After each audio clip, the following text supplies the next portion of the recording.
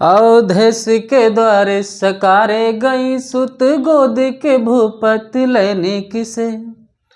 अवलोक हो सोच विमोचन को ठग से रही जे न ठगे देख से। तुलसी मन रंजित रंजित अंजन नैन सुखंजन जातक से। और सजनी सस में समशीली उभय नव नील सरोहर से बीक से। सब लोग कमेंट करके बताइए कि ये पंक्ति तुलसीदास की किस रचना से है। आज से एक नहीं, हम जब भी क्लास वीडियो लेंगे एक पंक्ति बोलेंगे, आपको बताना पड़ेगा कि वो पंक्ति किस रचना से है और किसने कहा है। इससे आपकी पंक्तियां अच्छी होती चलेंगी। मैं वही पंक्ति बोलूँगा जो आपके एग्जाम में पूछी जाती हैं, ठीक है। जैसे तुलसीदास की पंक्तियां हो गई, आधुनिक में भी धीरे धीरे, और आपके सिलेबस की भी जो है पंक्तियां, एक पंक्ति तो कम से कम मैं रोज बोलूँगा। चलो, तो इससे पहले हम काफ़ी वीडियो पे बात कर चुके हैं। जैसे हम अगर बात करें तो अभी तक इससे पहले क्या क्या हम पढ़ चुके हैं, ये चीज़ याद रखना कि हम क्या क्या पढ़े हैं भैया। आपको शायद पता नहीं है तो क्या क्या पढ़े हैं। हिंदी साहित्य के इतिहास में क्या क्या पढ़े हैं, तो एक टॉपिक, एक वीडियो हमने बनाया है हिंदी साहित्य का इतिहास, इतिहास लेखन और एवं परंपरा, ठीक है, एवं परंपरा। और एक भी क्या बनाया है, ये पहला वीडियो है। दूसरे हम क्या बना चुके हैं, नामकरण और काल विभाजन। नामकरण और काल विभाजन का भी वीडियो आ चुका है। अभी आप लोग जाके प्लेलिस्ट में देखिए जरूर, ठीक है। आज का और क्या तीसरा वीडियो बना है, तो वो क्या है, आदिकाल में अपभ्रंश के बारे में बात किया है। आदिकाल में अपभ्रंश के बारे में बात किया है। बात क्या भैया, पढ़ाया है अच्छी तरीके से, उससे बाहर कुछ नहीं आएगा। परेशान होने के 2.5 घंटे की वीडियो है। और आज का जो टॉपिक है वो सिद्ध साहित्य, आदिकाल के अंतर्गत सिद्ध साहित्य को हम लोग पढ़ेंगे आराम से, ठीक है। आदिकाल के अंतर्गत सिद्ध साहित्य के अंतर्गत जो है पढ़ेंगे। और एक आपको महत्वपूर्ण जानकारी मैं देना चाहता हूँ, वो जानकारी कुछ इस प्रकार से है। देखो, ये हिंदी साहित्य का इतिहास तो हम बराबर पढ़ाते रहेंगे आपको, ठीक है। हिंदी साहित्य का इतिहास तो बराबर चलेगी आपको। काफ़ी, ये हो सकता है 100 के ऊपर भी वीडियो बन जाएंगे, इससे पहले इससे ज़्यादा ही हो जाएंगे, कम नहीं होंगे, ठीक है। क्योंकि हम गहराई से पढ़ा रहे हैं, एक एक टॉपिक को विधिवत पढ़ाएंगे, एक एक टॉपिक को विधिवत पढ़ाएंगे। इसीलिए हम कह रहे हैं कि आज की जो क्लास है वो सिद्ध साहित्य पे है। और दूसरी बात, आज से एक और नया वीडियो आपको मिलने वाला है, वो है भारतीय काव्य शास्त्र। यूजीसी नेट का टॉपिक भारतीय काव्य शास्त्र, भारतीय काव्य शास्त्र। आज इस पे एक और वीडियो बनेगा, ठीक है। आज से शुरुआत कर रहे हैं भारतीय काव्य शास्त्र, और हो सकता है कल से एक और बनाऊं भाषा विज्ञान के। यानी हम सोच रहे हैं कि 3 वीडियो रोज बनाऊं, ठीक है। एक तो इतिहास बराबर चल ही रहा है भैया, इतिहास तो हम रोज ही पढ़ाएंगे, ठीक है। और एक क्या बना, एक हो गया इतिहास, दूसरा क्या हो गया, भारतीय काव्य शास्त्र, यानी तीसरी यूनिट में बात कर रहे हैं। और एक पहले यूनिट में, वो कौन सी यूनिट है भैया, वो कौन सी यूनिट है, कौन सी, भाषा विज्ञान। बस 1 महीने के अंदर हम सोच रहे हैं इन दोनों को खत्म कर देंगे, ये बराबर चलती रहेगी। इसके बाद में हम 5 से 10 शुरुआत कर देंगे, ठीक है। 5 से 10 हम ये भी अभी बात 5 से 10 भी शुरुआत करेंगे, बहुत जल्दी शुरुआत करेंगे। 2-3 दिन के अंदर 5 से 10 में सबसे पहले कविता से या फिर निबंध से शुरू करेंगे। चलो, आज की जो क्लास है भैया वो सिद्ध साहित्य पे है। किस पे है, सिद्ध साहित्य पे। किस पे भैया, सिद्ध साहित्य पे। तो कुछ बात करते हैं सिद्ध साहित्य। रामचंद्र शुक्ल ने सिद्ध साहित्य के बारे में जो है काफ़ी चर्चा किए हैं। चलो, आज का देखो, अब यहाँ से हम सीधे शुरुआत ही करते हैं सिद्ध साहित्य के बारे में। तो जो सिद्ध साहित्य है, ठीक, एक चीज़ याद रखना कि सिद्ध साहित्य में इनका जो केंद्र क्या था, मतलब ये कहाँ इनका केंद्र क्या था, तो इनका केंद्र भैया था कि हाँ, श्री पर्वत पर। कहाँ था, श्री पर्वत पर, ठीक है। इनकी भाषा क्या थी, ये भी थोड़ा याद कर लें कि इनकी भाषा क्या थी, ठीक है। इनकी भाषा क्या थी, इनकी भाषा क्या थी भैया, इनकी जो भाषा थी वो क्या थी, वो संधा भाषा थी। कौन सी भाषा थी, संधा भाषा। कौन सी भाषा थी, संध्या भाषा। एक चीज याद रखना, आप कुछ सोच रहे होंगे कि संध्या नहीं संध्या भाषा होता है, संध्या भाषा नहीं। मुनिदत्त और अजय अद्वैवज्य ने इनकी भाषा को संधा भाषा ही कहा है। क्या कहा है? संधा भाषा। अब ये पूछ ले कि किसने कहा है, तो भैया तुरंत कह देना कि मुनि दत्त ने कहा है। क्या कहा है भैया? मुनि दत्त ने क्या कहा है? इनकी भाषा को संधा भाषा। रामचंद्र शुक्ल ने भी कहा है संधा भाषा। ठीक है, चलो। तो इनका केंद्र कहाँ था भाई? सिद्ध जो है सिद्धों का केंद्र कहाँ था? आपको पता होना चाहिए सिद्धों का केंद्र कहाँ था? कहाँ था? श्री पर्वत पे। अच्छा, एक बात, अब अगर पूछा जाए कि इनकी संख्या कितनी थी, ये तो खैर नॉर्मल बात है, संख्या तो खैर अब नहीं पूछेगा। ठीक है, ये अब नहीं पूछता है। तो संख्या इनकी कितनी भैया? आपको पता होना चाहिए 84। और इसी प्रकार से नाथों की भी संख्या कहीं कहीं पूछ लेता है, तुरंत कह देना भैया नाथों की संख्या जो है वो 9 है। चलो कोई बात नहीं, ये नॉर्मल बात है, हम जानते हैं। ठीक है, सब लोग जानते होंगे। बाकी अब जो हम बात करेंगे वो नॉर्मल नहीं होगी। ठीक है, श्री पर्वत पे इनका केंद्र था, भाषा इनकी संधा भाषा थी। किसने कहा था? मुनि दत्त ने कहा था। ठीक है, संख्या कितनी है? 84 है। और नाथों की संख्या कितनी है? 9 है। बस इतना ही याद रखना है। बाकी अब जो हम पढ़ाने जा रहे हैं उस बात को थोड़ा गौर करना। केंद्र कहाँ है? श्री पर्वत पे। ठीक है, भाषा कहाँ की है? संधा भाषा। ठीक है, किसने कहा है? मुनि दत्त ने कहा है। संख्या कितनी है? 84। नाथों की संख्या कितनी है? 9। चलो अब जो है हम बात करते हैं। एक चीज अभी भी बहुत काफी पेपरों में पूछा जा चुका है रामचंद्र शुक्ल के अनुसार। ठीक है, जैसे देखो बताता हूं, यहां से लिख लो कि जैसे रामचंद्र शुक्ल के अनुसार, जैसे रामचंद्र शुक्ल ने अपने हिंदी साहित्य के इतिहास में 84 सिद्धों के नाम लिखे हैं। 84 सिद्धों के नाम लिखे हैं। तो एक बार एग्जाम में पूछा गया था कि उनके जो रामचंद्र शुक्ल ने अपने हिंदी साहित्य के इतिहास में जो 84 सिद्धों के नाम दिए हैं उसमें उनके क्रम बताइए। यानी 5 नाम दे दिए थे, उनके क्रम लगाने के दिए थे कि रामचंद्र शुक्ल ने किस प्रकार के उनके नाम दिए हैं। तो देखो सबसे पहले रामचंद्र शुक्ल ने क्या दिया? सबसे पहला जो नाम था वो क्या था? लोहिपा। देखो राम, अभी मैं इसके बारे में बता दूं, लोहिपा। ठीक है, अब समझना थोड़ा। आप लोग सोचेंगे कि यहाँ पे लोहिपा लिखा है, पर हम लोग कहीं कहीं लोहिपा देखते हैं। बिल्कुल सही बात है, रामचंद्र शुक्ल ने अपने इतिहास के बुक में लोहिपा ही लिखा है। बाकी सर्वमान्य मत यानी और बाकी बुकों में अगर देखो तो उसमें लोहिपा मिलेगा। ठीक है, लोहिपा। ऐसे उसी प्रकार से रामचंद्र शुक्ल ने, अभी और बताऊंगा। ठीक है, तो लोहिपा, रामचंद्र शुक्ल ने लोहिपा ही लिखा है। बिल्कुल कंफ्यूज होने की बात नहीं है, लोहिपा है यही। अगर कहीं के ऑप्शन में लोहिपा या लोहिपा कोई मिल जाए बस समझना वही है लोहिपा। ये पहले नंबर पे, क्रम मैं सही से दे रहा हूं। ठीक है, दूसरे कौन है? लीलापा। कौन है भैया? लीलापा। ठीक है, लोहिपा, लीलापा। उसके बाद कौन है भैया? वीरूपा। कौन से हैं भैया? वीरूपा। ठीक है, उसके बाद क्या है? डोम्भिपा। कौन है भैया? डोम्भिपा। कौन है भैया? डोम्भिपा। ठीक है, देखो 4 हो गए, लोहिपा, लीलापा, वीरूपा, डोम्भिपा। ठीक है, और एक ले सकते हैं, कौन से? सबरपा। इसी पे सबरपा। अब समझना थोड़ा, इनके बारे में भी देख लो, सबरपा के बारे में, कि रामचंद्र शुक्ल ने सबरीपा लिखा है। ठीक है, कहीं कहीं आपको सबरपा मिलेगा, तो कंफ्यूज नहीं हो ना, एक ही है सबरीपा या सबरपा। ठीक है, एक ही है, याद रखना। और इसके बाद स्थान आता है कौन? सरहपा का। क्या आता है?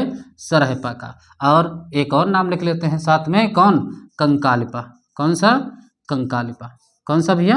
कंकालिपा। ये शुरुआत के कितने हैं? 1 2 3 4 5 6 7 हमने दे दिए नाम। ठीक है, ये क्रम से दिए हैं। ठीक है, ये पहले के क्रम है, यानी जो शुरुआत में रामचंद्र शुक्ल ने दिए हैं वो पहले के 7 हमने दे दिए। ठीक, अब समझ लो कि एक बार एग्जाम में अगर शुरुआत के क्रम पूछ लिया है तो क्या पता आगे आने वाले एग्जाम में अंतिम के 4-5 पूछ ले, तो हम क्यों ना अंतिम में लिख लें। ये भाई पहले के हैं, अंतिम के भी यहाँ पे लिख दें। अभी हम इसको बढ़िया ट्रिक से बताते हैं, आपको याद हो जाएगा। ठीक है, अंतिम के देखो कौन कौन से हैं। एक तो है पनहपा, सबसे पहला हम जहाँ से लिए हैं, ये यहाँ से शुरुआत नहीं, अंतिम नहीं है, हम शुरुआत से लिए हैं कि क्रम से, मतलब जो है अंतिम से क्रम से दिया है। ठीक है, यानी कहने का मतलब है बिल्कुल अंतिम के नहीं है, अंतिम से 5 6 7 हमने लिए हैं। बताता हूँ, कन्हैपा, पनहपा, और उसके बाद हैं कोकालिपा, कोकालिपा। ठीक, कोकालिपा हो गया। फिर कौन है? अनंगपा। कौन है भैया? अनंगपा। और लक्ष्मीकरा। लक्ष्मीकरा, ठीक। और उसके बाद कौन है, समुद्पा, कौन है भैया, समुद्पा। और समुद्पा के बाद कौन है, भलिपा, कौन है भैया, भलिपा, कौन है भैया, भलिपा, कौन है भैया, भलिपा। ये कहने का अर्थ ये कि ये शुरू के सात हैं, याद रखना, ये शुरू के सात हैं, शुरू के सात नाम हमने दे दिए। और इनको देख लो तो 1 2 3 4 5 6, ये अंत के 6 हैं, अंत के 6 हैं। अगर पूछना होगा तो इसी प्रकार से कुछ पूछेगा आपसे, क्या पता पूछ ले कि बताइए रामचंद्र शुक्ल के अनुसार सिद्धों की जो संख्या है उनका क्रम से बताइए, तो इसी में से इधर उधर कर देगा। तो इसमें अगर 5 देगा, ऑप्शन ज़्यादा 5 करता है, ठीक, 5 देगा तब भी आप जो है समझ जाओगे, या 6 देगा तब भी समझ जाओगे, बस इतना याद रखना है। अंतिम के कितने हैं, पनहपा, कोकालपा, अनंगपा, लक्ष्मीकरा, समुद्पा और भलिपा। अब हम थोड़ा आपको इसको ट्रिक से बताते हैं। अच्छा, एक बार और थोड़ा नाम लिख लो यहाँ पे, अभी हम सारे को सबको ट्रिक में बताएंगे। देखो, इनमें कुछ महिला भी थी, इन 84 सिद्धों में कुछ महिला भी थी। वो कौन कौन सी थी, देखो, एक थी कनकलफा, कौन सी थी, कनकलफा, कौन, कनकलफा। दूसरी कौन थी, कौन सी थी, मणिभद्रा, कौन सी थी भैया, मणिभद्रा, कौन सी थी भैया, मणिभद्रा। और एक कौन थी, लक्ष्मीकरा, कौन सी थी भैया, लक्ष्मीकरा, ठीक है, कौन सी थी भैया, लक्ष्मीकरा।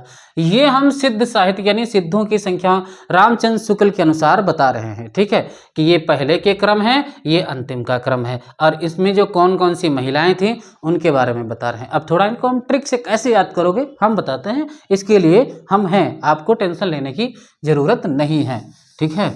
जब आपको पूरा इतिहास हम जहाँ पे लगेगा कि हाँ ट्रिक की जरूरत है, हम पूरा कराएंगे। अभी एक बच्चे का नाम है, क्या नाम है, राजकिशोर, राजकिशोर नाम क्या है, राजकिशोर, बताता हूँ इनके बारे में थोड़ा। राजकिशोर ने कमेंट किया है, बहुत अच्छी कमेंट किया है, और मुझे अच्छा लगा इस बात को लेकर।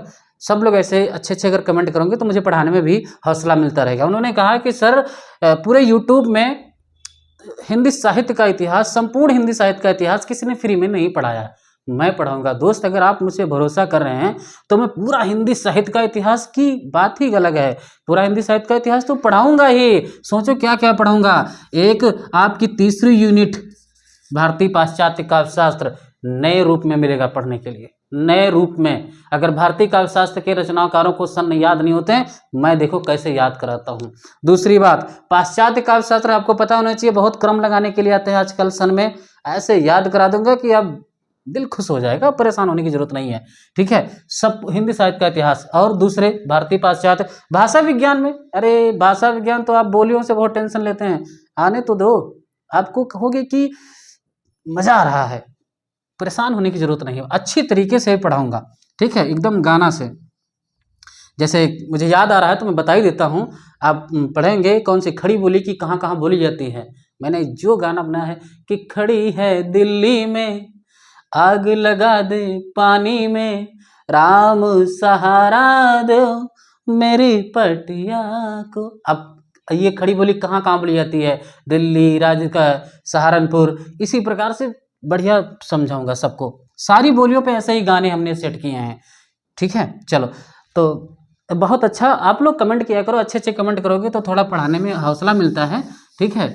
और वीडियो को भी शेयर कर दिया करो, मन करे तो। मैं ये नहीं कहूँगा भैया कि आप कोई बाध्य नहीं हो, ना हम आपसे कह सकते हैं, बस ये है कि अगर करते रहोगे मेरा भी हौसला बढ़ता रहेगा। चलो, अब देखो इसको हम कैसे याद करते हैं। एक बात है, तो एक बच्चे ने मुझसे कहा कि सर आप 5 से 10 पर वीडियो कब बनाएंगे। बहुत परेशान करने लगा, रात को फ़ोन किया, उसने कहा, इसी कहानी से इनको मैं जुड़ाता हूँ, कहा कि सर 5 से 10 वीडियो पे आप जो है बात नहीं करते हैं, ठीक है। हमने कहा यार कि ले लेना वीडियो, ऐसे जान निकला। देखो यहाँ पे LLV और D, ठीक है। फिर यहाँ पे सा ले लो, फिर क्या है सा ले लो, और फिर क्या है का ले लो, ठीक है, के ले लो। चलो, अब ऐसे समझना, हमने कहा कि ले लेना वीडियो, यार सर का है जो है सबर तो करो। हमने कहा कि ले लेना वीडियो, सबर तो करो, सर काहे खाए रहे हो, सर काहे खाए रहे हो। ठीक है, कि ले लेना वीडियो, वी और डी, ठीक है, ले लेना वीडियो, सर जो है सबर तो करो, सबर मतलब धैर्य रखो, थोड़ा धैर्य तो रखो, कि ले लेना वीडियो, सबर तो करो, सबर तो करो, सर काहे खाए रहे हो, सर काहे खाए रहे हो। तो फिर बोले बच्चे ने कहा कि पक्का, बच्चे ने कहा क्या कि पक्का अगर अगर लाए ना सके तो, अगर लाए ना सके तो भूल गए हो तो हम कहें ठीक है यार, हम भूलेंगे नहीं, परेशान होने की जरूरत नहीं, मैं 5 से 10 पे वीडियो पे बनाऊंगा। ठीक है, तो उसने कहा कि क्या पता नहीं जो आए जो है नहीं बना पाए तो हमने कहा ठीक है, नहीं बनाए तो जाना किसी को कमल दे देना, किसी को जाके कमल दे देना, सब बताएगा। ठीक है, तो एक बार फिर से देखो कि ले लेना वीडियो, ले लेना वीडियो, पहले पहले अक्षरों को ले लो, पहले पहले अक्षरों को ले लो, थोड़ा फिर से ले लो।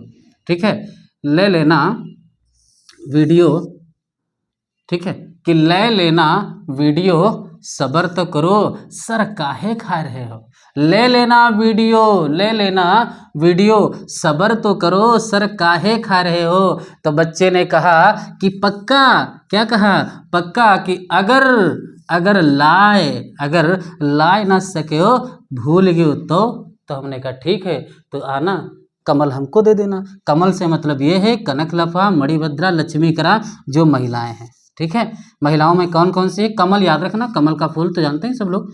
ठीक है, कमल, कनकलफा, मणिभद्रा और लक्ष्मीकरा, तो ये बात याद रखना। अगर पहले के पास साथ पूछता है कि ले लेना वीडियो भैया, सबर तो करो, ले लेना वीडियो, सबर तो करो, सर काहे खा रहे हो, तो लड़के ने कहा क्या कहा कि पक्का अगर लाए ना सके भूल गए तो हमने कहा ठीक है भैया, कमल का फूल दे देना फिर। तो ये रही हमारी कुछ रामचंद्र शुक्ल के अनुसार ये है, जो वो अंतिम है, वो पहले ये क्या नाम है शुरू के हैं, ये अंतिम के हैं। और ये महिलाएं हैं जो सिद्धों में महिलाएं थी, 3 महिला थी, कितनी थी, 3 महिला थी। कितनी महिलाएं थी भैया, 3 थी। देखो कनकलफा, मणिभद्रा और लक्ष्मीकरा। ठीक है, तो साथ उम्मीद करता हूँ याद हो गया होगा। लोहिपा, लीलापा, विरूपा, डोम्बिपा, सबरपा, सरहपा, कंकालिपा, फिर अंत में पनहपा, कोकालिपा, नंगपा, लक्ष्मीकरा, समुदपा, भलिपा, और महिलाओं में कनकलपा, मणिभद्रा, लक्ष्मीकरा। ठीक है, तो ये सिद्ध साहित्य के अंतर्गत हम आपको समझा चुके हैं, अच्छी थी। ठीक है, और कुछ बात करते हैं, बात क्या करते हैं, पढ़ाएंगे भाई, आपको अच्छे से पढ़ाएंगे।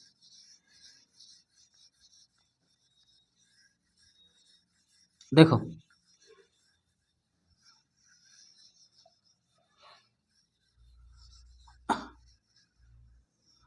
और हम सिद्धों की अगर बात करें, अब कुछ रचनाकारों के बारे में बात करते हैं। देखो देखो अब यहाँ से ये हम बता रहे हैं कि सिर्फ रामचंद्र शुक्ल के अनुसार क्रम बताया है। अब समझो थोड़ा, यहाँ पे सबसे पहले देखो, अगर मुख्यतः हम लोग सिद्ध साहित्य में 3-4 ही जो है पा को ही पढ़ेंगे। एक अच्छा हाँ, पा से भी याद रखना, आपने देखा होगा कि सरहपा, लोईपा, ठीक है, और ये सबके पीछे पा क्यों लगता है, तो याद रखना ये यहाँ पे एक शब्द लिख लीजिए कि ये आदर सूचक शब्द था। क्या था, आदर सूचक शब्द था।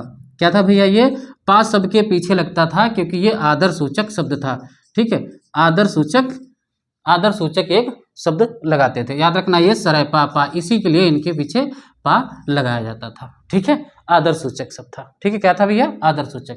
चलो अब पढ़ते हैं हम लोग कुछ मुख्यतः जो 3-4 हैं उनके बारे में। देखो सबसे पहले हैं सरहपा। कौन है भैया, सरहपा। देखो सरहपा का समय क्या है, 769 इसमें क्या है, 769, और जो है राहुल सांकृत्यायन ने माना है। इनकी रचना की अगर हम बात करें, पहले हम समरी बताते हैं कि क्या क्या पढ़ाएंगे।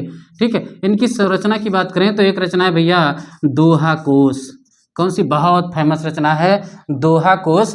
और एक और है, कौन सी है भैया, चर्या गीत। कौन सी भैया, चर्या गीत। ठीक है, ये है सरहपा। समय क्या है, 769, दोहा कोश और चर्या गीत। ठीक है, इसके बाद आते हैं सबरपा।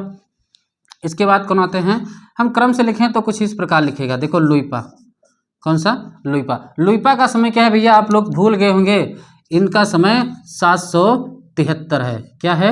773 ईस्वी है। लुइपा वेरी इंपॉर्टेंट, ठीक है। सरैपा 769, लुइपा 773। और इनकी अगर रचना की बात करें तो इनकी रचना देखो कौन है। एक है बुद्धोदय, बहुत इंपॉर्टेंट रचना है। एक है बुद्धोदय, एक है अभिसमय विभाग। कौन सी है भैया? अभिसमय विभाग, ठीक है। और एक है बुद्धोदय और अभिसमय विभाग। एक गीतिका भी है, वो हम बाद में पढ़ाएंगे। तो लुइपा 773, सरैपा का समय 769 में एक समरी के रूप में आपको बता रहे हैं। इसके बाद आते हैं सबरपा। कौन से? सबरपा या सबरीपा कह सकते हो। सबरपा का जो समय है अगर 769 है, 773 है, तो इनका समय क्या है भैया? इनका समय 780 है। याद रखना, इनका समय क्या है? 780। अगर इनकी रचनाओं की बात करें तो एक बहुत अभी हमने बताया है, कौन सी रचना? चर्यापात, ठीक है। कौन सी है? चर्यापात। याद रखना एक चीज, ये है चर्या गीत, ये है चर्यापात, ठीक है। ये है चर्या गीत अगर पूछता है तो सरैपा की, अगर चर्यापात पूछता है तो सबरपा की। कोई दिक्कत नहीं? दिक्कत होनी चाहिए, दिक्कत का है कि सर। चलो अगली बात करते हैं। देखो कनहप्पा, देखो कनहप्पा, ठीक है। कनहप्पा का समय क्या है? अब देखो 769, 773, 780, अब इनका जो समय है वो 820 है। क्या समय भैया? 820। इनकी रचनाएं रामचंद्र शुक्ल में नहीं मिलती हैं, और कोई में होंगी तो कोई दिक्कत नहीं, इनकी रचना पूछी भी नहीं जाती। पंक्तियाँ उक्तियाँ मिल जाती हैं जो प्राकृत पेंगलम जो है संकलित हैं, बाकी ज़्यादा इनकी रचना नहीं मिलती हैं, ठीक है। अगले जो कवि आते हैं आपके डोम्भिपा। कौन से? डोम्भिपा। लिखते हैं? दिखता है? नहीं दिखता है? दिख रहा होगा, ठीक है। एक जो है डोम्भिपा, बहुत अच्छे डोम्भिपा। देखो डोम्भिपा का समय क्या है भैया? 840 है। समय क्या है भैया? 840 है। अगर इनकी रचनाओं की बात करें तो एक रचना है इनकी, कौन सी? डोम्ब गीतिका। कौन सी रचना है भैया? डोम्ब गीतिका। कौन सी रचना है भैया? डोम्ब गीतिका। कौन सी है भैया रचना? एक है डोम्ब गीतिका। कौन सी रचना है भैया? डोम्ब गीतिका। और एक है अक्षर द्विकोपदेश। अक्षर द्विकोपदेश लिखेंगे नहीं, आप सुन लो, भी हम इनके बारे में फिर से पढ़ाएंगे तो हम लिखवा देंगे, ठीक है। मैं इस कवियों के आपके सामने लाना चाहता था कि उनके समय एक समरी के रूप में, ठीक है। समय क्या है? 769। सरैपा का समय क्या भैया? 769। लुइपा का समय क्या भैया? 773, ठीक है। सबरपा का समय क्या है? 780। समय क्या है भैया? 780। कनहप्पा का समय क्या है? 820। और डोम्पा का 840। क्या है भैया? 840। 840। सरैपा 769। इनकी रचना का नाम क्या है भैया? दोहा कोश। क्या नाम भैया? दोहा कोश और चर्या गीत, ठीक है। दोहा कोश और चर्या गीत किसकी रचना है? सरैपा की है। सरैपा का समय क्या है? 769, ठीक है। लुइपा का समय क्या भैया? 773 है। और उनकी रचना कौन सी? एक बुद्धोदय है और एक अभिसमय विभाग है, ठीक है। सबरपा देखो भैया, सबरपा इनकी रचना का समय क्या है? रचना का नहीं, इनका समय 780 है। और इनकी रचना का क्या नाम है? चर्यापात, ठीक है। कनहप्पा क्या है? कनहप्पा का समय 820 और डोम्भिपा 840। इनकी रचना डोम्ब गीत का एक अक्षर द्विकोपदेश भी है, वो हम अभी आगे लिखवाएंगे, परेशान होने की जरूरत नहीं है, ठीक है। अक्षर द्विकोपदेश, ठीक है। चलो अब हम एक एक रचनाकार के बारे में पढ़ेंगे। इतना ही पढ़ना है, ज़्यादा लंबा वीडियो नहीं जाएगा, इतना ही पढ़ना है हमको, ठीक है। अब हम मिटा रहे हैं ऊपर का। आज मैं आपको पढ़ाऊं, मेरा हक है। आप कमेंट अच्छे अच्छे करें, आपका हक है। अच्छे अच्छे कमेंट, थोड़ा कमेंट कर दिया करो। गलत पढ़ाता हूँ तो भी आप बता दिया करो कि हाँ सर ये गलत है, ठीक, तो थोड़ा अच्छा लगेगा। और अगर लगता है कि हमारे काम की वीडियो है, हाँ इससे बाहर कुछ नहीं है, तो थोड़ा आप लाइक वाइक कर दिया करो। बाकी ठीक है, कहना नहीं चाहिए, आपकी मर्जी। अभिव्यक्ति की अनुच्छेद 19 में लिखा है कि अभिव्यक्ति की स्वतंत्रता, आपका मन करे तो करो, मन करे तो ना करो। चलो हम लोग पढ़ते हैं सरैपा के बारे में। आज से सरैपा, अब सरैपा, हम सरैपा के बारे में पढ़ेंगे, ठीक है। सरैपा देखो, सरैपा के बारे में पढ़ेंगे। सरैपा का समय क्या है भैया? अभी हम पढ़ के आए हैं 769, ठीक है। और रामचंद्र राहुल शंकरताई इन्होंने हिंदी का प्रथम कवि किसे माना है? आपको पता होना चाहिए कि हिंदी का प्रथम कवि किसने माना है भैया? किसने माना है? तो राहुल शंकरताई ने माना है। किसने माना है भैया? राहुल शंकरतायन। ये एस मतलब शंकरतायन है, ठीक है। हिंदी का प्रथम कवि किसने कहा है? राहुल शंकरतायन। का समय क्या है? 769 है, ठीक है। और एक चीज याद रखना कि इन्होंने सिद्धों में सबसे पुराने थे, याद रखना क्या थे? सिद्धों में सबसे पुराने थे, सबसे पुराने थे, सिद्धों में सबसे पुराने थे, याद रखना। ये सरहपा के बाद 769 इनका समय। हिंदी का प्रथम कवि किसने माना है? राहुल शंकरतायन ने माना है। सिद्धों में सबसे पुराने थे, सिद्धों में सबसे पुराने थे। एक चीज और याद रखना, इनके अन्य नाम भी कुछ मिलते हैं, देखो सरोज वज्र और राहुल भद्र, ठीक है। अन्य नाम, इनको अन्य नाम से भी जाना जाता है। देखो अन्य नाम कौन कौन से हैं? अन्य नाम कौन कौन से हैं भैया? इनको आप लोग जानते होंगे। एक नाम है राहुल भद्र और एक नाम है सरोज भद्र, ठीक है। सरोज भद्र, क्या नाम है? राहुल भद्र और सरोज भद्र, ठीक है। राहुल भद्र और सरोज भद्र नहीं, सरोज वज्र है यार, सॉरी भैया, सॉरी, सरोज वज्र, ठीक है। सरोज वज्र, ठीक है। तो राहुल भद्र और सरोज भद्र ये अन्य नाम है। तो 769 समय का हिंदी का प्रथम कवि किसने माना है? राहुल शंकरतायन। सिद्धों में सबसे पुराने कौन थे? सरहपा। इनका अन्य नाम क्या है? राहुल भद्र और सरोज भद्र, ठीक है। इनकी रचना तो हम बता ही चुके हैं। और लिख लो कि इनके कुल 32 ग्रंथ पाए जाते हैं, याद रखना। बताया है लोगों ने कि कुल 32 ग्रंथ हैं, पर हमको 32 नहीं मिलते हैं, मुख्यतः 2 ही 3 मिलते हैं जो आपको लिखा चुके हैं। वो कौन कौन से हैं? ग्रंथ लिखना चाहो तो लिख लो। एक तो दोहा कोश, अभी हम पढ़ाए हैं आपको। एक कौन सा है? दोहा कोश, अभी पढ़ाए हैं दोहा कोश। और कौन सा है? चर्या गीत। कौन सा है भैया? चर्या गीत। कौन सा है भैया? चर्या गीत, ठीक है। दोहा कोश और चर्या गीत। तो सरहपा का समय क्या है भैया? 769। हिंदी का प्रथम कवि किसने माना है? राहुल शंकरतायन ने माना। सिद्धों में सबसे पुराने कौन थे? सरहपा। अन्य नाम इनके क्या है? राहुल भद्र और सरोज वज्र भी कहा जाता है। कुल कितने हैं? 32 ग्रंथ बताए जाते हैं। हमने क्या कहा है? 32 ग्रंथ बताए जाते हैं, ठीक है, पर है नहीं। दोहा कोश और चर्या गीत मुख्यतः हैं, याद रखना। सबसे प्रसिद्ध इनमें इसमें कौन सा है? तो यही है। सबसे प्रसिद्ध कौन सी रचना है इनकी? दोहा कोश है। सबसे प्रसिद्ध कौन सी भैया? जो है दोहा कोश है, ठीक है। चलो अगली बार, अगली नहीं, इसी में थोड़ा और है, देखो और देखो कुछ और देखो। बच्चन सिंह ने, यहाँ पे लिखते हैं, बच्चन सिंह ने इनकी भाषा को, देखो इनकी भाषा को क्या कहा है? इनकी भाषा को आक्रोश की भाषा कहा है। क्या कहा है? आक्रोश की भाषा। क्या कहा है भैया? आक्रोश की भाषा कहा है। क्या कहा है भैया? आक्रोश की भाषा। किसने कहा है? भाषा को आक्रोश भाषा किसने कहा है? बच्चन सिंह ने कहा है। किसने कहा भैया? बच्चन सिंह ने कहा है। और देखो एक बात कि महोपाध्याय हरप्रसाद शास्त्री, यहाँ पे लिखते हैं थोड़ा हम कि महोपाध्याय, ठीक है, महोपाध्याय हर प्रसाद शास्त्री, इन्होंने महामहोपाध्याय हर प्रसाद शास्त्री ने एक संपादन किया था। कौन? बौद्ध गान ओ दोहा, ठीक है। बौद्ध संपादन किया था, ठीक है। यहाँ पे संपादन लिख देते हैं, ठीक है। संपादन किया था एक रचना का। कौन सी रचना का नाम था वो? बौद्ध गान, ठीक है, ओ दोहा, ठीक है। बौद्ध गान ओ दोहा, बौद्ध गान ओ दोहा। इसमें इन्होंने बताया है कि सरहपा, ठीक है, सरहपा और कृष्णाचार्य का, ठीक है, सरहपा, इसमें इन्होंने बताया है कि सरहपा और कृष्णाचार्य, ठीक है, कृष्णाचार्य, इनके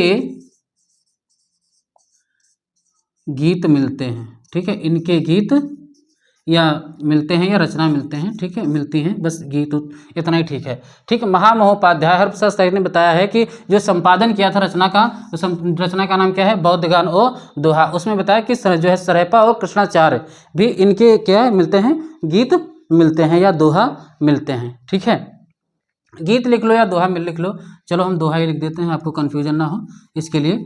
ठीक है, दोहा मिलते हैं, ठीक है, दोहा मिलते हैं, क्या मिलते हैं, दोहा मिलते हैं। ठीक है, दोहा मिलते हैं। तो एक बात याद रखना, ये बहुत इंपॉर्टेंट बात है कि जो हरप्रसाद शास्त्री ने जिसका संपादन किया था, क्या किसका संपादन किया था, बौद्ध गान ओ दोहा का, उसमें किस जो है किन कवियों के जो है दोहा मिलते हैं, तो वो हैं सरहपा और कृष्णाचार्य। कौन है, सरहपा और कृष्णाचार्य के दोहा मिलते हैं। ठीक है, चलो बस इतनी बात, आगे देखते हैं क्या है।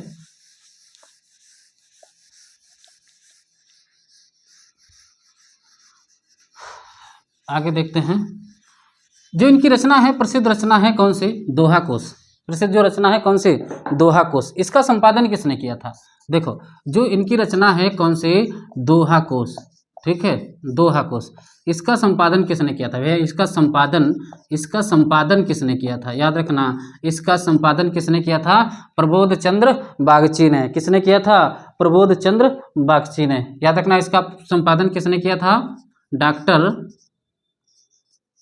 प्रबोध चंद्र बागची। ठीक है, बागची ने। याद रखना, ये बहुत इंपॉर्टेंट है कि दोहा कोश का संपादन किसने किया था, डॉक्टर प्रबोध चंद्र बागची ने। और इसी में तिल्लोपा सरहपा कन्हप्पा, यही बात हम कर रहे थे कि इसी में देखो तिल्लोपा, ठीक है, और सरहपा कन्हप्पा। ठीक है, सरहपा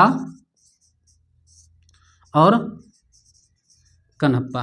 ठीक है, इनके भी दोहे संग्रहित हैं, याद रखना, इनके भी दोहे संग्रहित हैं। ठीक है, दोहे संग्रहित है, याद रखना, दोहे संग्रहित है। ठीक है, दोहे संग्रहित हैं, याद रखना, दोहे संग्रहित हैं।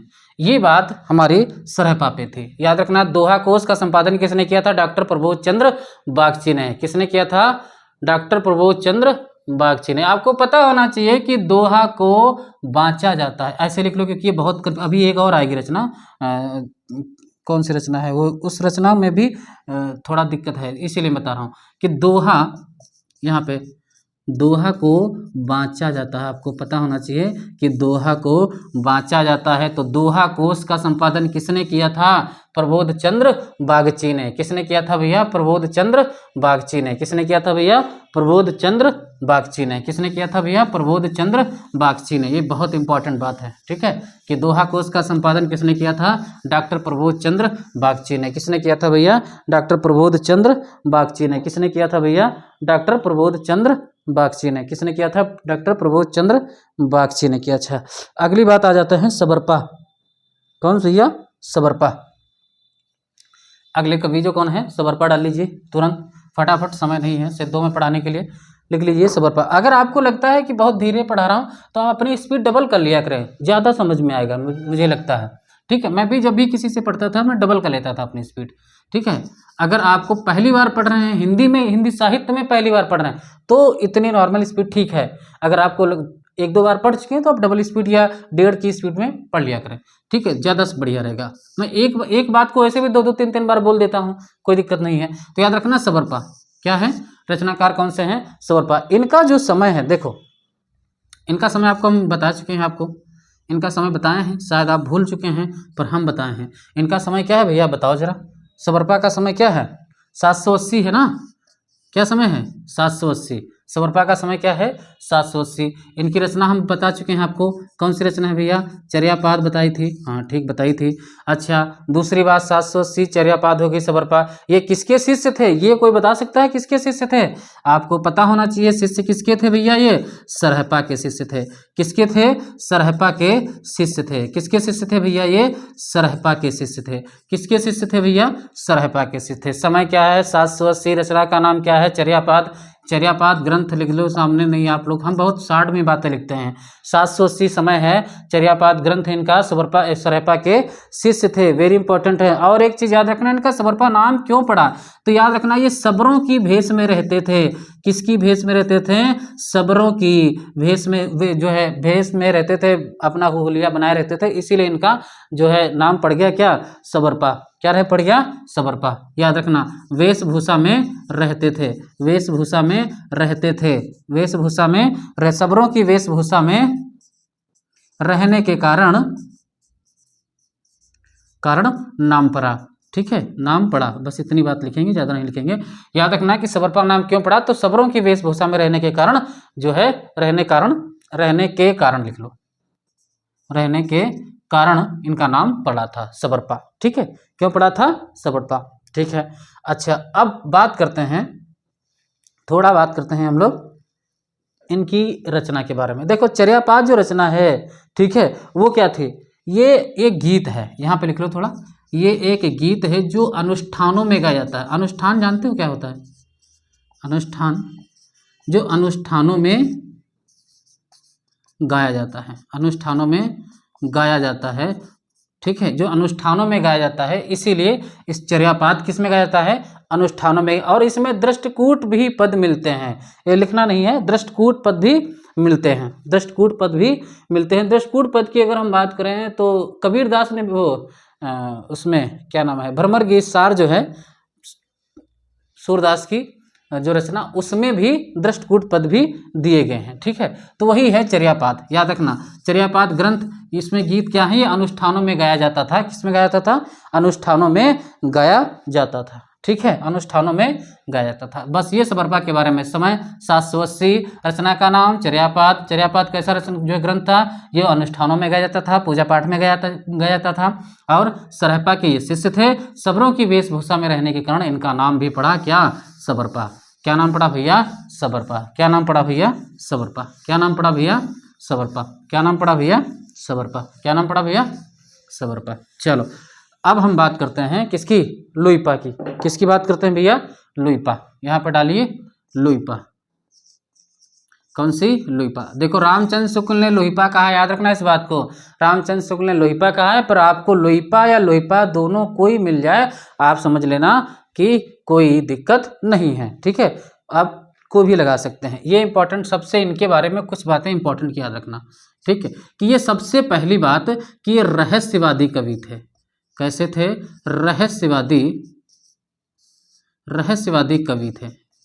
कैसे थे, रहस्यवादी कवि या रहस्यवादी सिद्ध थे। ठीक है, रहस्यवादी कवि थे। ठीक है, इनका समय आपको जानते हैं, अभी हम बता चुके हैं। इनका जो समय था वो समय क्या था भैया, क्या समय था, 773। अभी हम पढ़ चुके हैं, समय क्या था, 773 ईस्वी। ठीक है, 773 हो गई। चलो अगली बात, अगर हम बात करें, अगर रहस्यवादी कवि थे, समय 773 था। ठीक है, तो इनके बारे में एक अगली बात आप लोग शायद भूल गए होंगे कि ये राजा धर्मपाल के समय में भी थे। ठीक है, राजा धर्मपाल के समय, राजा धर्मपाल के समय, धर्मपाल के समय साफ दिख रहा है ना, देख लो थोड़ा, राजा धर्मपाल के समय देखें, राजा धर्मपाल के समय, राजा धर्मपाल के समय। ठीक है, राजा धर्मपाल के समय, इस बात को याद रखना, राजा धर्मपाल के समय में ये थे। ठीक है, और एक बात याद रखना, ये किसके शिष्य थे, सबरपा के शिष्य थे। किसके शिष्य थे भैया, ये सबरपा के शिष्य थे, सबरपा के शिष्य थे। याद रखना, किसके शिष्य थे भैया, सबरपा के शिष्य थे। किसके शिष्य थे भैया, सबरपा के शिष्य थे। देखो रहस्यवादी कवि थे, समय इनका क्या है, 773 ईस्वी, ये राजा धर्मपाल के समय में थे और सबरपा के शिष्य थे। और एक चीज याद रखना कि इनका जो इनके बारे में कि ये 84 सिद्धों में, 84 सिद्धों में, याद रखना 84 सिद्धों में इनका प्रथम स्थान था और सबसे ऊंचा स्थान था। याद रखना 84 सिद्धों में प्रथम स्थान था और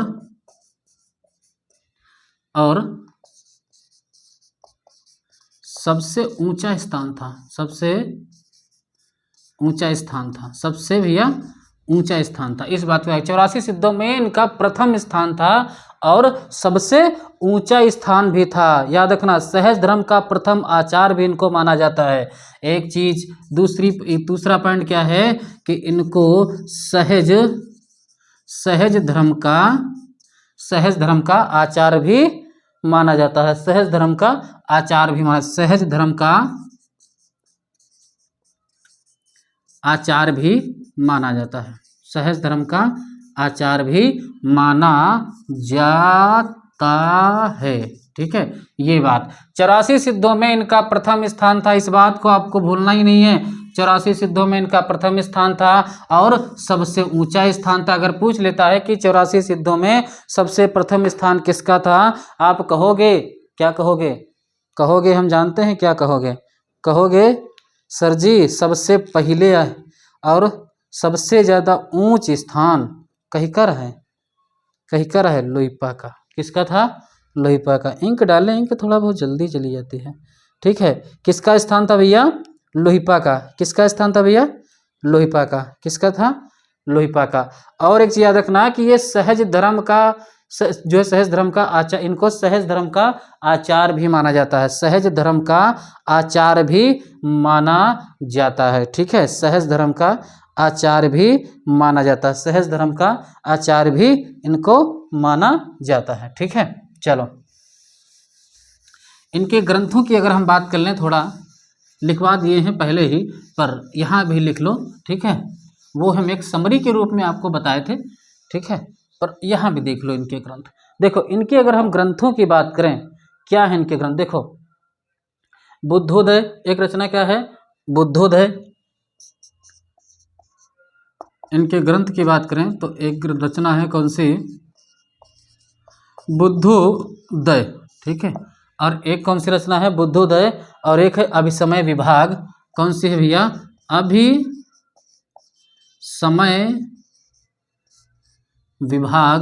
अभिसमय विभाग। और एक है गीतिका। एक कौन सी है? गीतिका। अगर देखा जाए तो एक गीतिका किसकी है? शायद मैथिली शरण गुप्त की भी रचना है। ठीक है, गीतिका।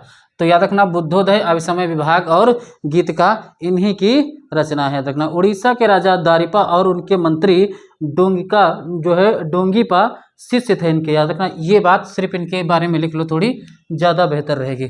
ठीक है, उड़ीसा, ठीक है, इससे लिखते हैं ब्लैक से। उड़ीसा के राजा कौन थे? दारिपा। ठीक है, कौन थे भैया? दारिपा। और उनके मंत्री डोंगीपा। ठीक है, और उनके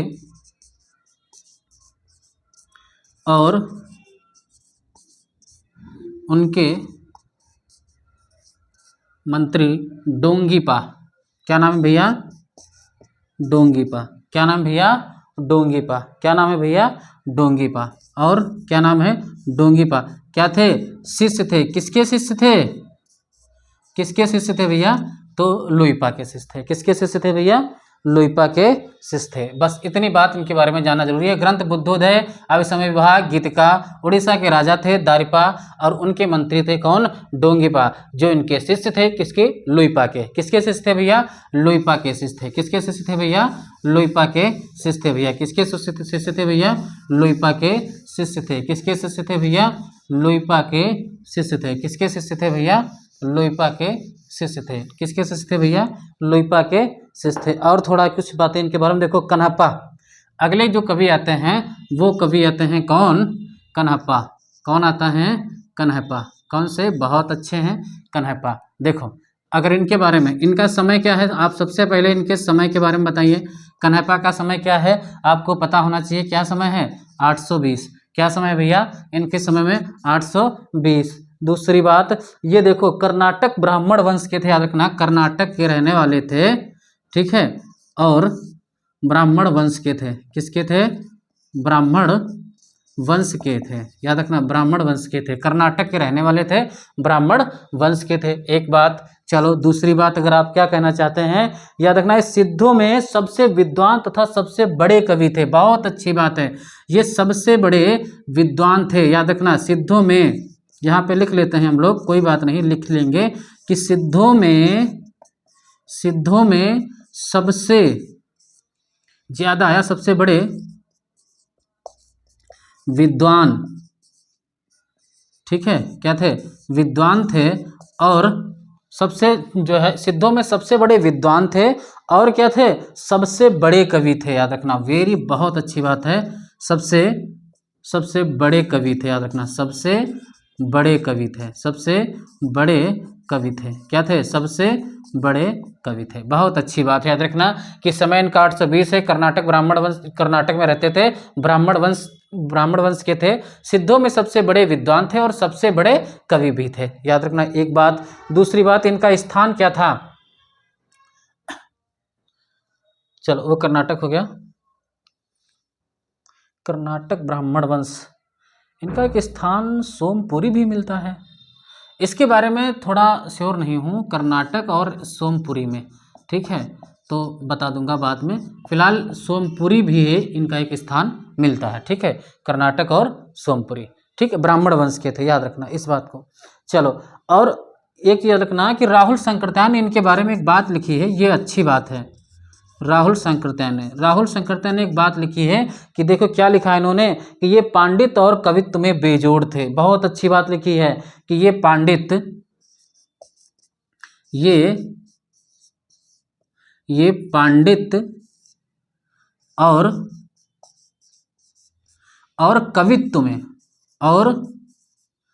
कवित्व में बेजोड़ कवि थे, बेजोड़ कवि थे, ठीक है, बेजोड़ कवि थे। ये अच्छी बात कही है। राहुल शंकरत्यान ने कहा है कि ये पांडित और कवित्व में बेजोड़ कवि थे, ये पांडित और कवित्व में बेजोड़ कवि थे। किसने कहा है भैया, राहुल शंकरत्यान ने कहा। किसने कहा है, राहुल शंकरत्यान ने। रामचंद्र शुक्ल ने भी इनके बारे में एक बात कही है, ये थोड़ा लिख लेते हैं, ज़्यादा अच्छी बात रहेगी।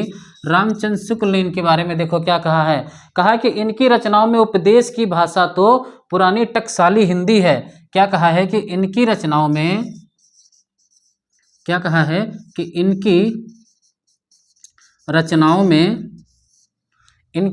में उपदेश की भाषा तो, इनकी रचनाओं में उपदेश की भाषा तो पुरानी टकसाली है, पुरानी टकसाली है। क्या है, पुरानी टकसाली हिंदी है, पुरानी टकसाली हिंदी है। रुक जाओ, पुरानी देखो यहाँ से, इनकी रचनाओं में उपदेश की भाषा तो पुरानी टकसाली हिंदी है, पुरानी टकसाली हिंदी है, पुरानी टकसाली क्या है, हिंदी है। और दूसरी बात क्या कहा है, पर गीत की भाषा पुरानी बिहारी, पर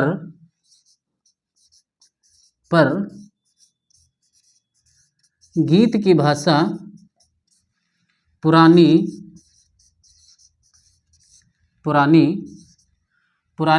बिहारी या पूर्वी बोली है। याद रखना, पुरानी बिहारी या पूर्वी बोली है, पुरानी बिहारी या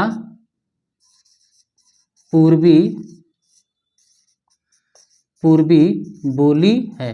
बस इतनी बात याद रखना। ये है कन्हप्पा के बारे में, बहुत अच्छी बात कही है। देखो समय इनका क्या है, 820 है। ये कर्नाटक ब्राह्मण वंश, ठीक है। देखो कर्नाटक और सोमपुरी में थोड़ा सा कंफ्यूज हूँ, हम देख के कल बता देंगे, ठीक है, कर्नाटक और सोमपुरी में। पर ये ब्राह्मण वंश के थे। किस कैसे थे, ब्राह्मण वंश के थे। सिद्धों में सबसे बड़े विद्वान थे, याद रखना, सिद्धों में सबसे बड़े ये विद्वान थे और सबसे बड़े कवि भी थे, सबसे बड़े कवि भी थे। राहुल शंकरत्यान ने क्या कहा है, ये कि ये पांडित और कवित्व में बेजोड़ थे, पांडित और कवित्व में क्या थे, बेजोड़ थे भैया, क्या थे, पांडित और कवित्व में बेजोड़ थे। किसने, बेजोड़ कवि थे, किसने कहा है, राहुल शंकरत्यान ने। किसने कहा है, राहुल शंकरत्यान ने। रामचंद्र शुक्ल ने क्या कहा है कि इनकी रचनाओं में उपदेश की भाषा तो पुरानी टकसाली हिंदी है, पर गीत की भाषा पुरानी बिहारी या पूर्वी बोली है।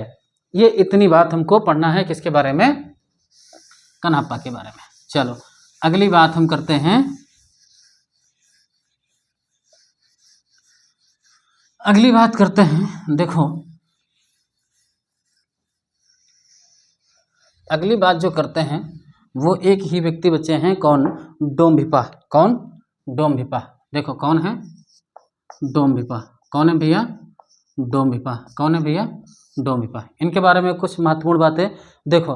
डोम्भिपा, इनका जन्म, इनका समय क्या है भैया, आप लोग जानते हैं 840 था। आप लोग जानते हैं इनका समय क्या है, 840 है। अच्छा, ये मगध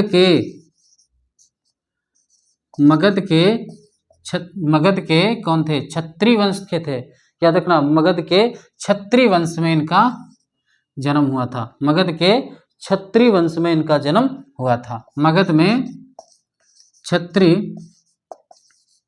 वंश में जो है, मगध के क्षत्रिय वंश के थे, बस इतनी बात याद रखना, मगध के क्षत्रिय वंश के थे। अच्छा, दूसरी बात क्या है, इनके कुल 2 ग्रंथ बताए जाते हैं, वो भी डोम्ब गीतिका और योगचर्या। ठीक है, 2 रचनाएं इनकी देखो कौन कौन है। एक है कौन सी, डोम्ब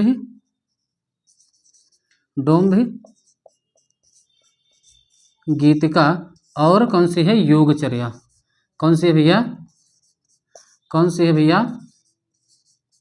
योगचर्या। ठीक है, बस डोम्ब गीतिका और कौन सी है भैया, योगचर्या। डोम्ब गीतिका, योगचर्या, और एक ही रहे अक्षर द्विकोपदेश। ठीक है, अक्षर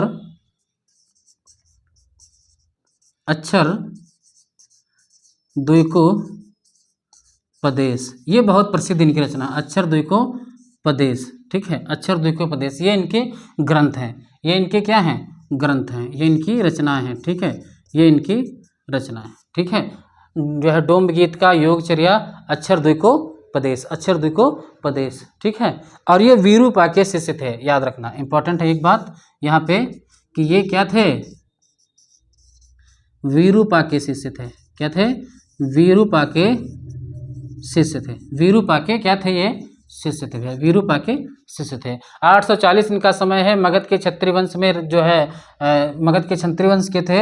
इनके ग्रंथों की बात करें तो डोम्ब गीतिका, योगचर्या और अक्षर द्विकोपदेश, और कौन है, वीरूपा के ये शिष्य थे। वीरूपा के ये शिष्य थे। ठीक है, बस तो ये हमारे थे कुछ महत्वपूर्ण कवि सिद्ध साहित्य में। अब जो कुछ थोड़ा अन्य तथ्य है, 2 बातें यहाँ पे याद रखने की जरूरत है। देखो सबसे पहली बात कि आप लोग याद रखना कि दोहा कोश का संपादन किसने किया, इस बात को थोड़ा याद रखना। ये बहुत बार पूछा जा चुका है, दोहा कोश का संपादन किसने किया। और दूसरी रचना है बौद्ध गान ओ दोहा का संपादन किसने किया। ठीक है, बौद्ध गान ओ दोहा का संपादन किसने किया। ठीक है, तो याद रखना, दोहा कोश का संपादन किसने किया था, डॉक्टर प्रबोध चंद्र बागची, अभी हम बताए थे। ठीक है, कौन थे, डॉक्टर प्रबोध चंद्र बागची। ठीक है, इंपॉर्टेंट बंदे हैं, याद रखना। दोहा कोश का संपादन किसने किया था, डॉक्टर प्रबोध चंद्र बागची ने। और बौद्ध गान ओ दोहा का संपादन किसने किया था, जो कौन थे, हरप्रसाद शास्त्री। कौन थे, हरप्रसाद शास्त्री। बस इतने रखना, हरप्रसाद, हरिप्रसाद नहीं, याद रखना हरप्रसाद हैं। ठीक है, हरप्रसाद शास्त्री। कौन थे, हरप्रसाद शास्त्री। ये इंपॉर्टेंट बात है, याद रखना। बौद्ध गान, देखो दोहा कोश का संपादन किसने किया, दोहा कोश का संपादन भैया किसने किया, डॉक्टर प्रबोध चंद्र बागची ने किया। और बौद्ध गान दोहा का संपादन किसने किया था, तो हरप्रसाद शास्त्री ने किया था। किसने किया था, हरप्रसाद शास्त्री ने किया था। क्या किया था, हरप्रसाद शास्त्री ने। ये अन्य तथ्य के ऊपर लिख लेना। ठीक है, चलो आगे कुछ बातें थोड़ा देख लेते हैं। याद रखना, शुक्ल ने रत्नाकर जोपम कथा को सिद्धों से संबंध रचना बताया है। ठीक है, अब कुछ कथन हम लिखेंगे, याद रखना। ये हम समय देख लेते हैं, फिर बताते हैं कि हम रामचंद्र शुक्ल के कुछ इंपॉर्टेंट कथन हैं। ऊपर डालो रामचंद्र शुक्ल के कथन। ठीक है, जो सिद्धों के बारे में इन्होंने कहा है, वो भी हम टाइम देख के बताएंगे कि टाइम आज ज़्यादा नहीं बनाएंगे, क्योंकि आप लोग परेशान हो जाते हैं। शुक्ल के कथन, आप लोग कमेंट में बताएं कि कितने टाइम की वीडियो बनाया करें, ठीक है, 2 घंटे 3 घंटे, हम ये इतना याद रखना मैं कितने भी घंटे पढ़ा सकता हूँ आपको, ठीक है। समय देख लेता हूँ फिर बताता हूँ, है अभी समय है, ठीक है। चलो देखो, रामचंद्र शुक्ल ने कुछ कथन कहे इनके बारे में, याद रखना। रामचंद्र शुक्ल ने कहा कि रत्नाकर जोपम कथा को सिद्धों से संबंध रचना बताया है। ये एक पॉइंट है इनके बारे में कि रत्नाकर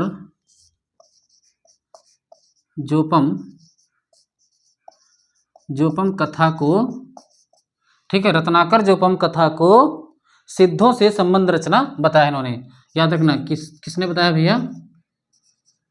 सिद्धों से संबंध बताया है, सिद्धों से संबंध बताया है, ठीक है, सिद्धों से संबंध बताया है। इस बात को एक कथन, ये रामचंद्र शुक्ल के कथन हम लोग चलेंगे, ठीक है। अगला एक कथन है रामचंद्र शुक्ल से, अच्छे अच्छे कथन हम बताएंगे आपको।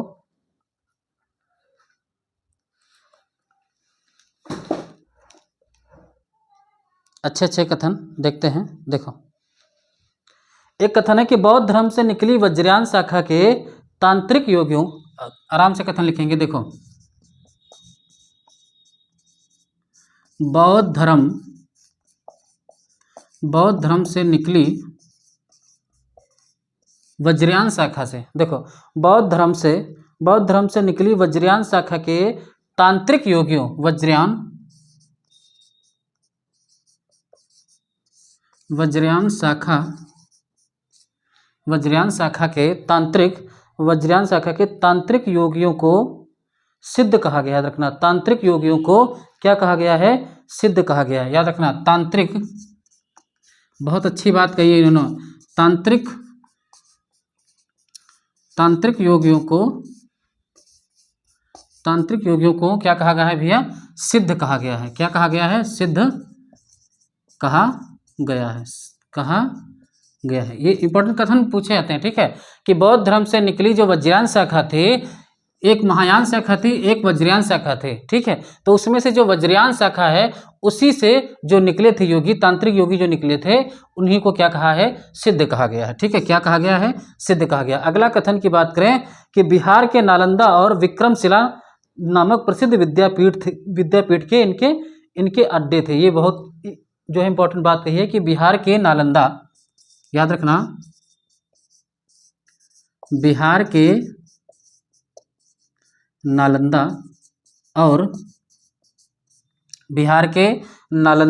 और विक्रमशिला नामक प्रसिद्ध, और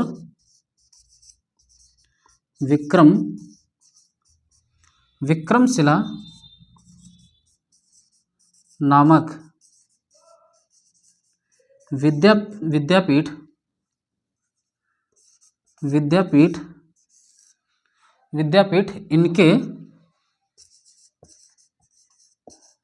इनके अड्डे थे। ये बहुत इंपॉर्टेंट बात है, इनके अड्डे थे। ये रामचंद्र शुक्ल ने कहा है, किसके बारे में? सिद्धों के बारे में, कि जो बिहार के जो नालंदा और जो विक्रमशिला नामक जो विद्यापीठ थे, वो इनके अड्डे थे। यानी किसके अड्डे थे? सिद्धों के अड्डे थे। और दूसरी बात क्या कही है कि बौद्ध धर्म से निकली जो देखो, 2 बौद्ध धर्म से शाखाएं निकली थी, एक महान शाखा थी और एक जो है वज्रयान शाखा थी। महायान शाखा थी, एक वज्रयान शाखा थी। तो उसमें जो वज्रयान शाखा थी, दूसरी शाखा, उसी से क्या निकले थे? सिद्ध निकले थे। क्या निकले थे? सिद्ध निकले थे, ठीक है। चलो अगली बात देखते हैं। इनके कथन, हम जितने कथन पूछे जा चुके हैं सारे लिखवा रहे हैं। आप लोग नोट कर रहे हैं तो अच्छी बात है, नहीं नोट कर रहे हैं तो कम से कम आपके सामने एक बार तो कथन आ जाएगा, ठीक है, जो आप गलत नहीं करेंगे, ठीक है। रामचंद्र शुक्ल तो आधार है, किताब को याद रखना। अगली बात लिखते हैं, इंपॉर्टेंट कथन है कि इसी से सिद्धों ने महासुखवाद का प्रवर्तन किया। याद रखना, इंपॉर्टेंट कथन है, हम यहीं से लिखेंगे। अच्छा कथन कि इसी से सिद्धों ने महासुखवाद का प्रवर्तन किया। रखना, इसी से सिद्धों ने महासुखवाद, बहुत इंपॉर्टेंट ये शब्द याद रखना है, महासुखवाद का प्रवर्तन किया। इंपॉर्टेंट कथन है, ठीक है। कि इसी से सिद्धों ने महासुखवाद का प्रवर्तन किया। ठीक, और महासुख यानी महासुख, महासु वह दशा बताई गई है जिसमें, महासु वह दशा बताई गई है, याद रखना कि महासु वह दशा बताई गई है, महासु वह दशा बताई गई, महासु वह दशा बताई गई है, बताई गई है कि जिसमें साधक शून्य में इस प्रकार विलीन हो जाता है कि जिसमें साधक, जिसमें जिसमें जिसमें साधक शून्य में इस प्रकार विलीन हो जाता है, विलीन हो जाता है, विलीन हो जाता है जैसे नमक पानी में। ठीक है, जैसे जिस प्रकार नमक पानी में विलीन हो जाता है, जिस प्रकार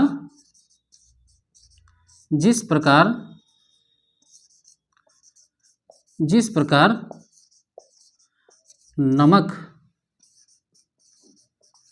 पानी में, जिस प्रकार नमक पानी में। ये बहुत अच्छी, अभी हम इस कथन का अर्थ समझाएंगे। ठीक है, वहाँ जो है जिस प्रकार नमक पानी में, ठीक है, इस दशा का प्रतीक खड़ा करने के लिए युगनद, याद रखना, इस दशा का प्रतीक, वेरी इंपॉर्टेंट है कि इस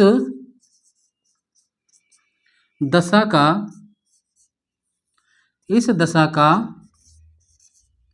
प्रतीक युगनद, युगनद जानते हो, युगनद। ठीक है,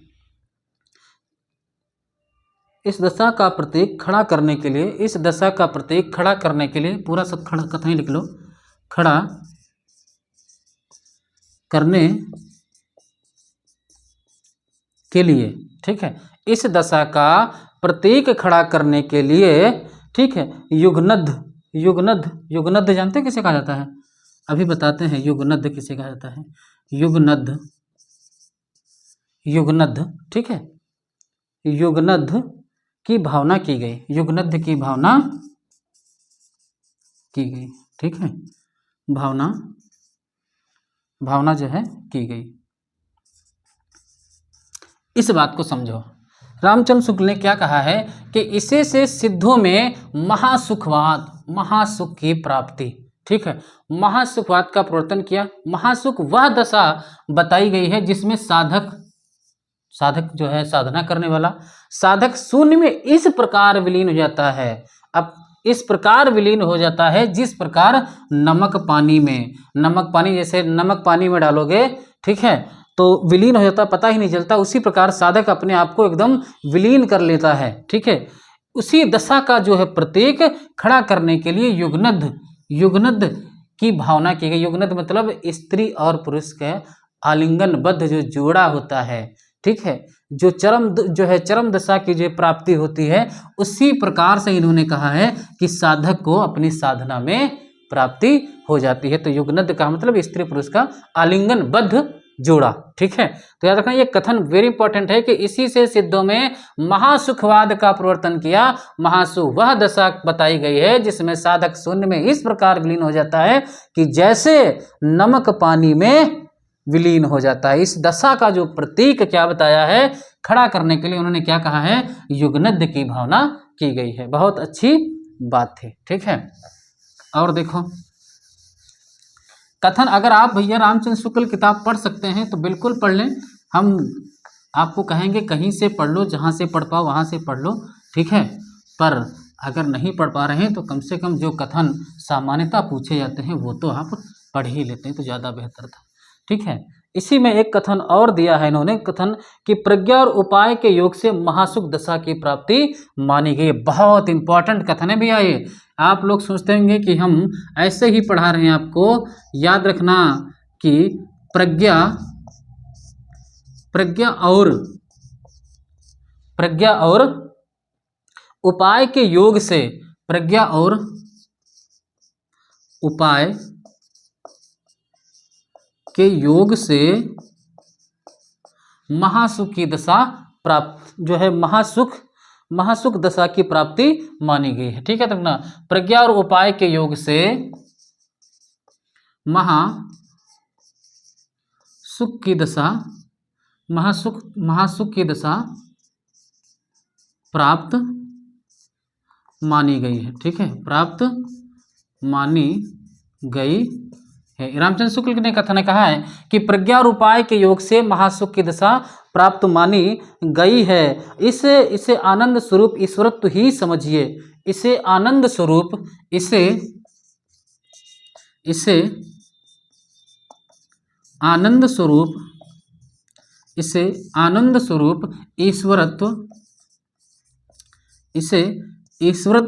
ही समझिए। आनंद स्वरूप ईश्वरत्व ही समझिए। बहुत अच्छी बात कही है, क्या बात कह दी है कि ईश्वरत्व ही समझें। ठीक है, बस ईश्वरत्व ही समझिए, इतनी बात ठीक है, ईश्वरत्व ही समझिए। तो प्रज्ञा और उपाय के योग से महासुख की प्राप्ति मानी गई है, इसे आनंद स्वरूप ईश्वरत्व ही समझना चाहिए या समझिए।